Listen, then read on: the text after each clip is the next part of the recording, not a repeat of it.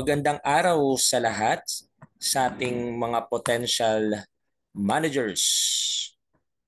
Okay, so congratulations in advance sa inyo. Be a life winner. Okay, maging panalo sa buhay.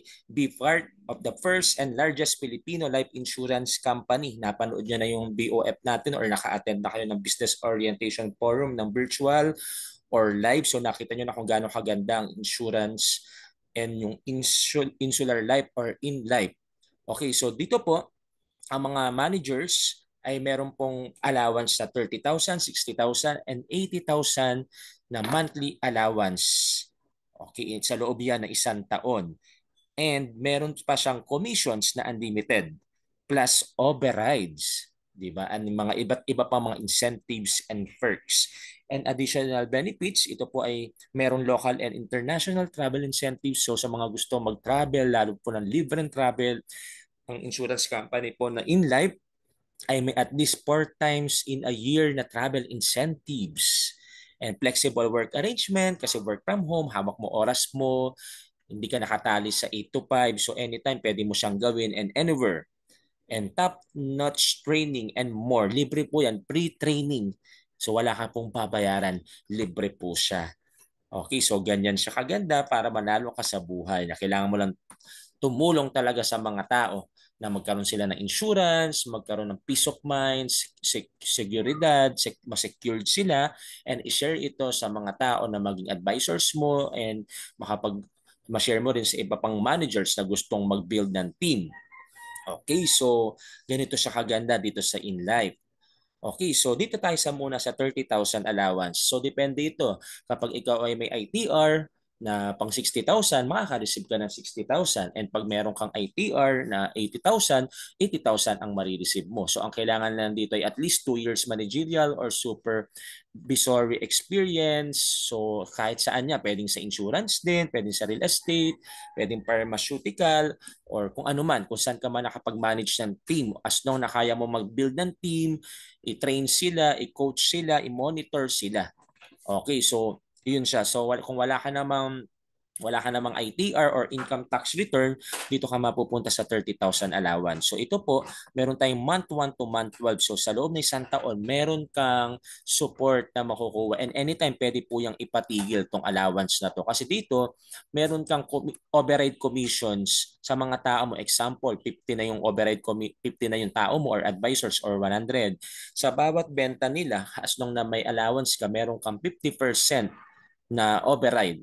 Ang 50% yung makukuha mo. Pero pag pinatanggal mo na tong allowance mo, anytime pwede mo pang patanggal kahit wala pang 1 year, ayun na, 100% override na ang makukuha mo sa mga tao mo, sa mga recruits mo. Yan. Pero after ng 1 year talaga, automatic, wala ka ng allowance, 100% na talaga yung override mo sa kanila. Pero tingnan nyo po, dito po muna tayo. Assuming na ito siya, tatapusin mo siya ng month 1 to month 12, meron ka mga training and development, mga once a month lang yan or twice a month. Dito po sa month 1, after mong makode, magkaroon ka ng license, nakapag-exam ka na or nailipat mo yung license mo dito, pwede ka nang umattend doon 3 days live. Kahit saan ka po, kahit nasa Mindanao ka or Visayas, libre po iyan. Yung, yung pong airfare, balikan, yung hotel, libre po iyan ni company. So 3 days live po yan, face to face sa Makati. Yan, 3 days. And then the rest, ano na po siya, online na siya or virtual. Ito po mga to once a month, twice a month, ganun na po siya virtual. Ito po mga trainings na to, libre na po siya. So ito po yung mga kailangan, recruitment activities, yung BOF attendees, ito po yung Business Orientation Forum, na yun nga, pwedeng virtual, pwedeng face-to-face. Every Saturday may BOF po na ginaganap. So yun lang, makukuha mo na tong allowance mo na 30,000 sa month 1 after mong maka-attend nung face-to-face na 3 days na yun. So kuha mo na si 30,000, wala ka pang benta, wala ka pang recruit, nakapagpa-attend ka lang. O di ba, yun lang ang kailangan. Sa month 2, kuha mo si 30,000, yun na, nakapagpa-attend ka lang din ulit ng 10, kahit virtual yan sa loob ng isang buwan, tapos yung manpower mo, 2. So, kasama ka na dyan, na license ka na, nakapag-exam or nalipat na yung license, so may isa ka ng tao, kuha mo na si 30,000. Sa monthly, ito lang yung training na yan, meron kang attendees ulit na pina-attend, tapos another 2, meron kang dalawa na nakapag-exam or naging coded, naging license, may 30,000 ka po ulit. Sa month 4, ito na po siya. Para makuha mo yung 30,000, syempre kailangan mo pa rin may training, yan nadagdag isa training, bukod sa training, meron ka na pong 'di ba recruit na dalawa pa din, and nadagdagan na po yung cumulative team NAFE. Ayan, so ito na po yung benta ng team nyo or benta mo. So kahit benta ng team mo, yan 70,000 po. Kahit monthly po ang payment niyan ni client, i-annualize mo lang yung times 12. Yan, example, 6,000 monthly ang binabayaran ni client, 6,000 plus. So 6 times 6,000 plus times 12, as long na naka 70,000 yun, kahit hindi pa lahat bayad, kahit monthly lang po ang payment, yun na po siya. Kuha mo na agad si 30,000. And ayun, mag-ano na siya, 70,000, ito 160,000. Cumulative po to. Ibig sabihin, yun po siya. Cumulative po yung ano po ang kailangan po ninyo dito. Hindi po 160,000 yung kailangan dito mismo. Cumulative siya. Ibig sabihin, ilan na siya? Kung 70,000 dito 160,000. Ibig sabihin, mga ano ba siya, 90,000, ganun? 90,000 ano ang kailangan dito sa month 5 kasi accumulative po siya. Papalak ano siya, dumadagdag ng dumadagdag. Ayan. So yun po yung kailangan para makuha mo tong allowance na to. So ganun lang siya kadali para makuha mo yung allowance, mag-share mo lang ng i-share sa mas maraming tao, magkaroon ka ng advisors, and then yun, ano ka, magbenta ka rin ng personal sales para hanggang 65% kasi yung personal sales, di ba? So ang laki ng personal sales. And yun, pag na-share mo rin to sa ibang managers, may allowance din sila, may 10% ka pa rin sa kanila. And syempre, sa override mo as manager sa mga advisors mo, meron ka ring override sa kanila. So, ito po ang process natin. Pwedeng wala kang allowance, pwedeng may allowance po. Depende po sa inyo. Kung gusto nyong ma-enjoy talaga yung full commission sa mga advisors, wala nang allowance agad. Pero kung gusto nyo namang may allowance din, syempre para may support din naman, wala namang problem. As long na magagawa po natin ito, na napakadali lang naman, i-compare sa iba na medyo, ano sa iba, medyo mas mahirap or mas challenging. Dito po mas madali. Pero sa atin, kahit month 1 pa lang, as long na coded ka na, gusto ko po sa team ko, sa branch ko, ay may benta na po, may benta na agad month 1 pa lang, as long na license ka na month 2, yun lagi kahit month 1 may recruit na rin, may benta month 2 kahit hindi pa kailangan ng benta, gusto ko rin po sa branch ko may benta na rin para makita po natin kung talagang seryoso ba talaga kasi sa lahat ng tao clients natin eh. And syempre mas maganda nag-uumpisa pa lang nakakabenta na, nakaka-recruit na agad. Hindi na aantayin tong month 4 na ito. So ito po yung sa 30,000. Okay, dito naman sa 60,000, so nakita nyo, ganun pa rin yung trainings, ganun pa din ang trainees, ganun pa rin yung attendees dito sa recruitment activities. Nagpapa-attend ka lang ng ganyan sa online or live na may pag sa live, may pagkain yun.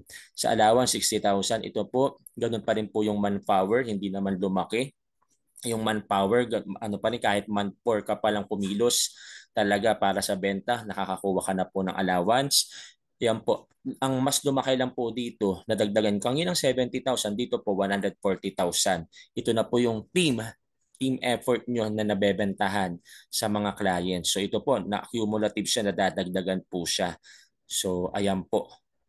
Okay, hanggang sa madagdagan. Ito po siya. So in 1 year, total ng 3,600,000. Kanina, 1.8 million yung total in 1 year. Okay, so imagine mo kapag personal sale mo yan, yung 1.8 million kanina. So magkano yan kung 65%? So ang laki na ng kinita pag personal sale, di ba? Lalo dito sa 3.6 million. So yan po. Pero sa atin, month 1 pa lang, as long na license ka na, gusto ko po sa branch natin ay nakakabenta na po month 1 pa lang. And dito naman, para sa 80,000, yun pa rin, nakita nyo, ito na yung pinakamalaking allowance. Ito na po siya. So ganun pa rin po yung trainings, ganun pa rin yung pinapa-attend, yung manpower, ganun pa din naman. Pero mas maganda kung mas marami pa. Ibig sabihin 14 nga lang yung hinihingi na manpower, kasama ka pa dyan. So 13 manpower lang ang kailangan in 1 year. Parang sa loob ng isang buwan, isa-isang tao lang or dalawa yung kailangan mo. So ganun, kung 30,000, 60,000, 80,000 pa isa-isang tao, dalawang tao, pero mas maganda, mas marami kang napapasama na advisors. And yun, mas tumataas lang din yung Yung ano lang, yung PBI or benta na kailangan kanina, pag sa 30,000, 70,000, sa 60,000 ay anong kailangan ay 140,000, dito naman 190,000. And kanina yung in 1 year, 1.8 million sa 30,000, dito naman sa 60,000 ay 3.6 million. Ang pinakakailangan dito po in 1 year are 4.8 million. So mas nadadagdagan po siya. Again, depende po siya sa ITR. Kapag may ITR ka, pwede ka mag 60,000 and 80,000. Kapag wala, pwede po. Ano naman tayo, generous naman si company. Dito tayo sa 30,000. Okay, so nasabi ko nga kanina, kapag meron kang allowance, 50% ang meron kang override sa mga advisors mo. Pero anytime, pwede mo siyang patanggal yung allowance mo para ma-receive mo yung 100% overrides mo as manager. So ganyan lang siya kagdali. May support ng company na 30,000, 60,000, 80,000. Iyon po, on top of commissions pa. Commissions po yung pinakamaganda at pinakamagandang kitaan kasi unlimited siya. Yun, personal sale and override po. Ito po yung perks. And even yung advisors, meron din naman sila. Walang allowance po yung ating mga advisors. Pero same lang po na mga na-enjoy. Si manager po ang may chance, may privilege siya magkaroon po ng allowance na ganito na 30,000, 60,000, and 80,000. Okay, so good luck and God bless po.